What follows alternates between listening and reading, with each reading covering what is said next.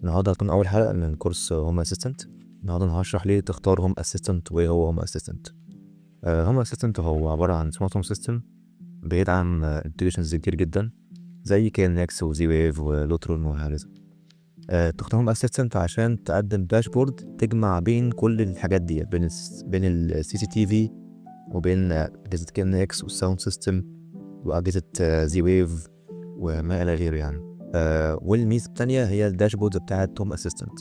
هوم اسيستنت قوته في الداشبوردز بتاعته، المنظر الجمالي بتاعه والداشبورد اللي بيقدمها لك وبتجمع بين كل الاجهزه اللي انت عايزها، الكستمايزيشن بتاعتك. لو انت عايز تحط اي ايكون تخليها تعمل اي اكشن اللي انت بتحلم بيه ممكن تعمل كده، بس مع الكستمايزيشن في سعر انت تدفعه، وهو ان هوم اسيستنت ملهوش اي سبورت. بالمعنى مفيش ميل سبورت ترجع له او كده، لازم تخش على ديسكورد او تخش على ريدت او الصفحات دي بتاعتهم بتاعت الكوميونيكيشن وتدور على حل لمشكلتك بكل بساطه. لو انت جالك اي بج او جاتلك اي مشكله انت هتحلها مع نفسك، مفيش حد هيساعدك، مفيش حد هيديك سبورت لحاجه زي ديت. انما لو انت واحد متمرس في الكودينج وعارف ازاي تكود ومش اول مره تعمل حاجه زي ديت، فهوم اسيستنت هيكون حاجه تحفه جدا، ان هو هيخليك تحقق اي حاجه انت بتحلم بيها، سواء كانت داشبوردز باشكال معينه او سيكونس معين هتقدر تعمله مع هوم اسيستنت. في الحلقه الجايه هنشرح الانستليشن، هنشرح ازاي تنزله، وهنشرح الفرق بين الراسبيري باي وبين الاجهزه زي مثلا هوم اسيستنت جرين دوت لسه نازلين من قريب. بس لكن انا لما اجي اشرح الكورس هشرح على